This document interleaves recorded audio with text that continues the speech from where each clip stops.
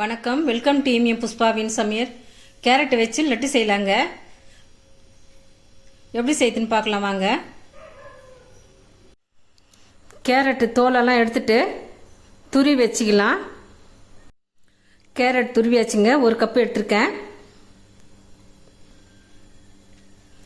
Stove பற்ற வச்சு கடாய் வச்சுக்கலாங்க. கடாய் சூடாயிடுது. 5 ஸ்பூன் நெய் ஊற்றிக்கிறேன்.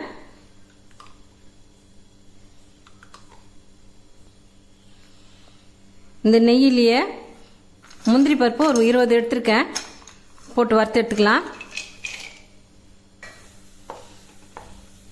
முந்திரி பருப்பு வறுத்தாச்சு எடுத்துடலாங்க.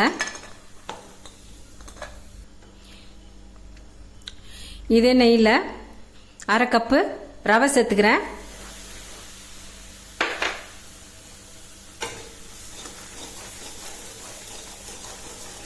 ரவை கருகாமல் வறுத்துடலாங்க. 1 ஸ்பூன் கடலை மாவு சேர்த்துக்கிறேன்.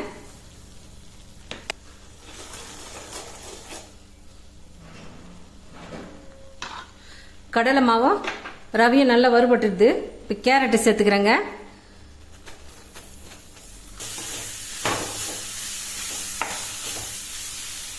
கேரட்டில் உள்ள தண்ணியெல்லாம் வத்திடுச்சிங்க. ஏலக்காய் பொடி 1 சிட்டிகை சேர்த்துக்கலாம். 1 கப்பு கேரட் எடுத்திருக்கேன். கேரட்டில் ஸ்வீட் இருக்கும், அதனால 3/4 கப்பு சர்க்கரை சேர்த்துக்கிறேன். கேரட் லட்டு ரெடி ஆகுதுங்க. கடாயில் ஒட்டாமல் வருது பாருங்க.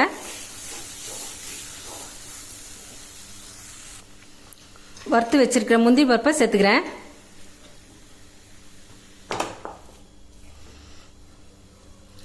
ஸ்டவ் ஆஃப் பண்ணிட்டு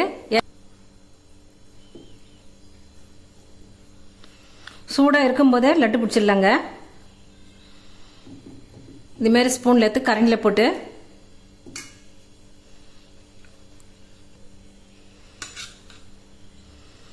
இது மாதிரி லட்டு பிடிச்சிக்கலாங்க.